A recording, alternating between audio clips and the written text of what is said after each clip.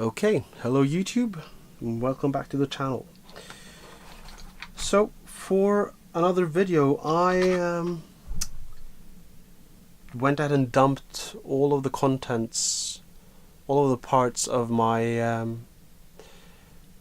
trigger group, well, out of it. So now it needs reassembly. Let's have a look at how it's done, shall we? So we will start by picking out our trigger,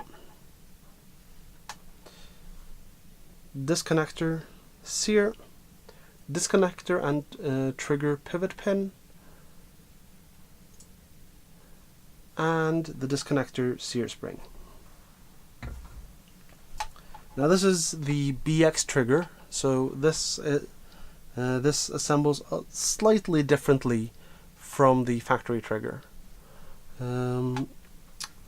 As I noted in the video I disassembled these for, this trigger has slots cut in it where you can seat the sear, and then we'll plop, so, and disconnector. So I'm seating the sear in its appropriate slot. I'm adding the spring. Tell you what, let's move right in on this, shall we? Okay. Sear goes into the trigger along with the sear disconnector sear spring.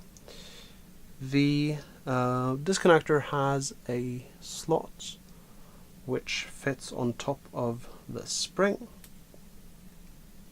and then we just compress that spring using finger pressure, and you can see the hole there, and the pin goes right through like so. Excellent, that is the first stage done. Then we grab our trigger plunger and our trigger plunger pin, a spring, sorry,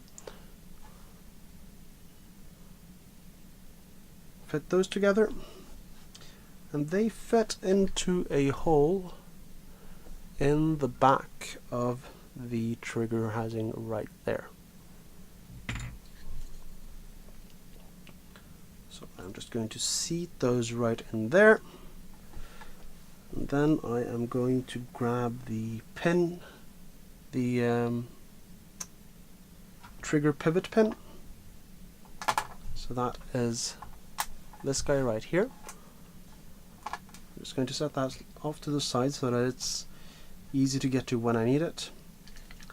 And I then slip the trigger in, and I'm looking through the hole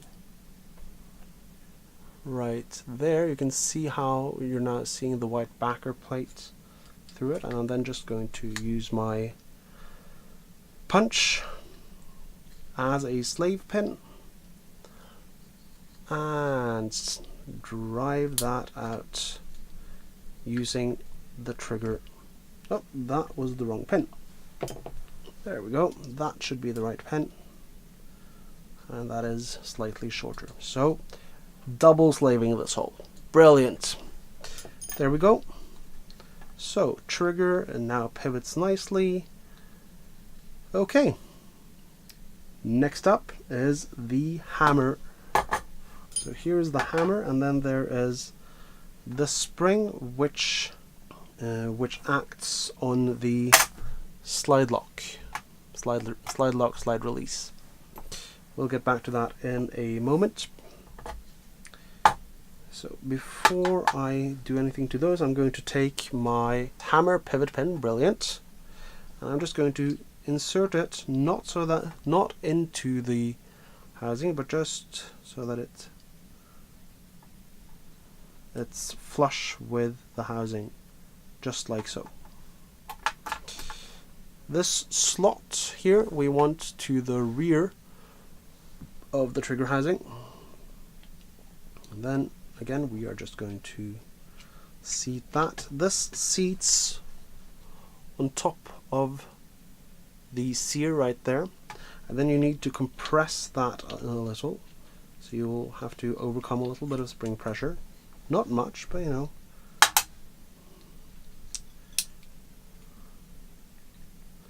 enough that you can look through. And again, I find it useful to, in occasions such as this one, when I'm bumbling completely so that I lose the pin, to just use a punch as a slave pin. So that's 1, 2, 3. Alright, so that is the hammer in. Next up is the hammer spring assembly, and this just drops right into its hole. There's a hole right down here, into which this drops quite neatly. There we go. And we can now pivot the hammer back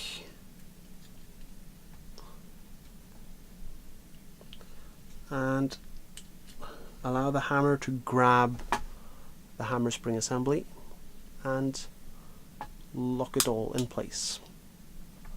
At this point, I like performing a double function test. The first function test is the safety. So I've now engaged the safety, and so I'm not able to actually release the hammer. Then I'm taking it off safe. I'm putting my thumb across the back of the hammer, and again. Excellent. We now know, and we've now proven, that this assembly works. That's a good thing.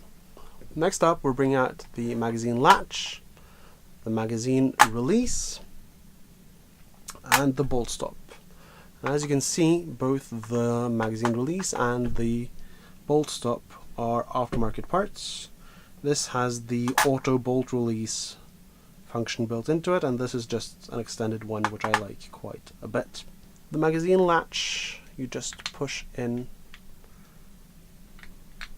like so, and you compress it, and then insert the magazine release right in there. And this guy should sit in here like, well, on the other side, but it should sit like so, straddling this pinhole right here. And I'm going to grab the corresponding pin and just put that off to the side so that it's ready for me when I need it. So I've now captured the magazine release, and we can now just function test that. That works beautifully. I'm then going to pull my punch out just a little bit, slipping this guy in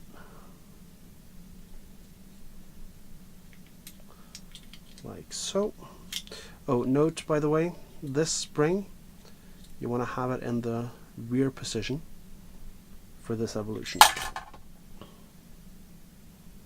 So once more, just going to slip this guy right into place.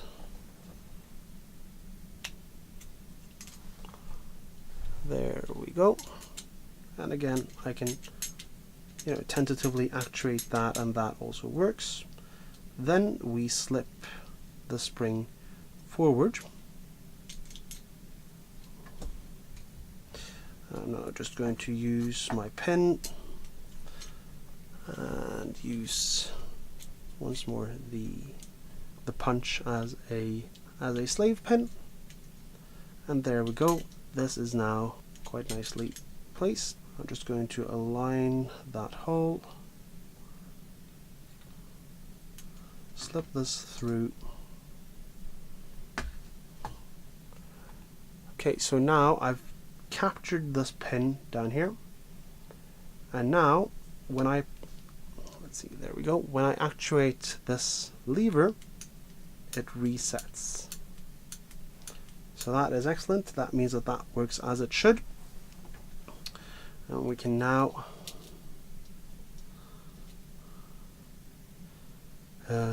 drift out the pin.